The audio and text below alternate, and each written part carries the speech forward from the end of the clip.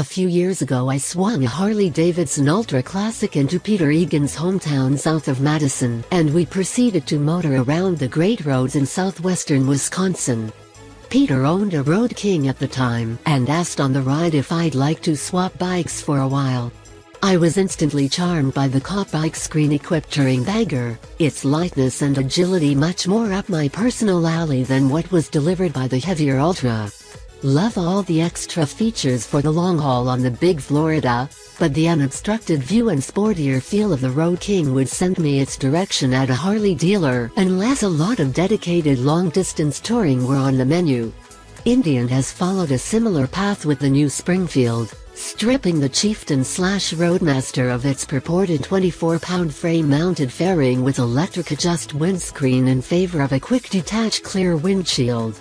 The riding results are charming and offer the same kind of light-feeling rewards delivered by the Road King. It was 39 degrees the morning I saddled up on a Springfield in Austin, Texas, and I surely missed having the optional heated grips and seat, particularly when a few pieces of solid rain stuck to the screen.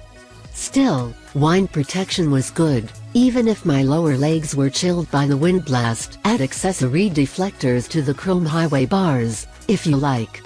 Cruise control allowed me to alternate pulling my hands off the grips to warm them a bit.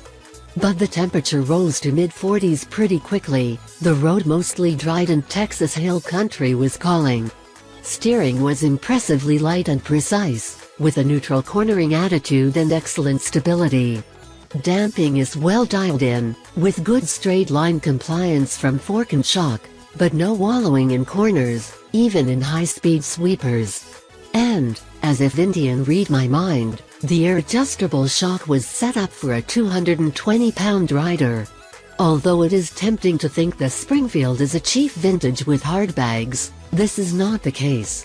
Instead of the cruiser geometry, the Springfield uses the touring steering head and upper member on its aluminum frame, and utilizing a rear subframe designed to carry more weight. Plus, the dual exhaust pipes have the weight-bearing pads to help support the Chieftain/Roadmaster electric locking 19-gallon hard saddlebags.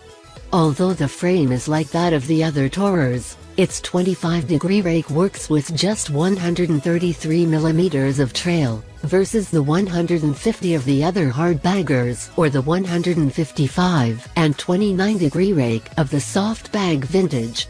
This is the lightest steering Chief variant yet, to the point that there was a slight shimmy and bumpy corner exits when hard on the gas. It was no real worry, but a bit of a surprise given the bike's roll and general largeness. Tires are the same as those of the touring bikes, 130- and 150 mm wide 16 inches, and run on cast aluminum wheels to accommodate tire pressure monitoring. The Springfield is the best handling of the Indian Big Twins, and the rest of the dynamic package is similarly impressive, from the ABS brakes to shift quality to the hardy pull of the 49-degree Thunderstroke 111 CV twin.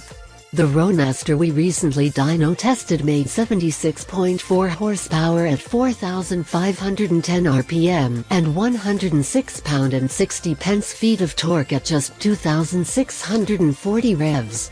Screen and bags are both supremely easy to remove, no tools required. I popped off the windshield for the post-lunch portion of our Texas tour and the bike felt sportier still. Turns out removing that big sail attached to the bars lightens steering effort a bit. It also eliminated the high-speed helmet buffeting I, at 6'2", experienced at anything over 70 miles per hour. Higher and lower screens will be available from Indian. Detail improvement noted. The chrome strips on the windscreen have black backing on the rider-facing side, rather than the bare, not that chromed metal finish seen on previous vintages. Nice to see Indian keeping after the little things. The screen is a significantly different rake and height compared to the one used on the vintage, since the fork rake is much different.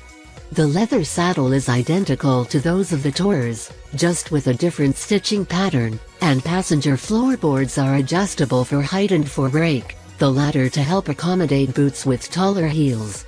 The cross-compatibility of parts and accessories, top trunks, wind deflectors, and much more is quite good since the touring platform is fundamentally the same across the line.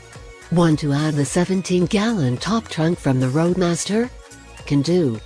Clearly, Indian has observed the highly successful model proliferation playbook developed in Milwaukee.